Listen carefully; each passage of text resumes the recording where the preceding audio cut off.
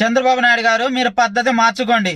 పిచ్చి పిచ్చి పరిపాలనలో పిచ్చి పిచ్చి వేషాలు రాష్ట్రం తరపున వేయమాకండి. ఇప్పటికే రాష్ట్రాన్ని చాలా తాకట్టు పెడుతున్నారు. సీఎం అంటే ఏదో భయపడతారులే, ఎవరు మాట్లాడరని అనుకుంటున్నారేమో. గౌరవం ఇచ్చేసాట ఇస్తాం, అంతేగాని రాష్ట్రాన్ని దోచుకుంటుంటా మీ ఇష్టం వచ్చినట్టు నాటకాలు ఎత్తే ఉంటుంటే గౌరవిస్తాం ఉంటాం అనుకోమాకండి.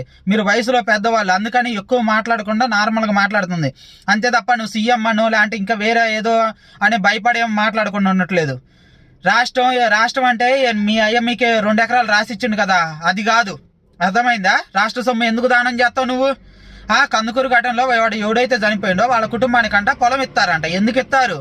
ఎవడి సొమ్మని ఇస్తారు? అది వాళ్ళ పర్సనల్ గొడవ. అందుట్లో వాళ్ళ భార్యలు కూడా ఇన్వాల్వ్ అయ్యి ఉన్నారని చెప్పి వాళ్ళు చెప్తున్నారు. ఆ చనిపోయినోడి భార్య చంపేసినోడికి మెసేజ్ చేసిందని చెప్పి చంపేసినోడి భార్య చెప్తుంది. అలాంటి వాళ్ళ పర్సనల్ గొడవలకి రాష్ట్ర సొమ్ము ఎందుకు దానం చేస్తావు? నీ సొమ్ముంటే దానం చేసుకో, లేదా పోలీసులు సరిగ్గా డ్యూటీ చేయలేదు కాబట్టి వాళ్ళ సొమ్ముంటే దానం చేయండి, లేదా చంపినోడి సొమ్ము దానం చేయండి. అంతేగాని రాష్ట్రంలో పిచ్చి పిచ్చి వేషాలు వేయొద్దు చంద్రబాబు నాయుడు గారు.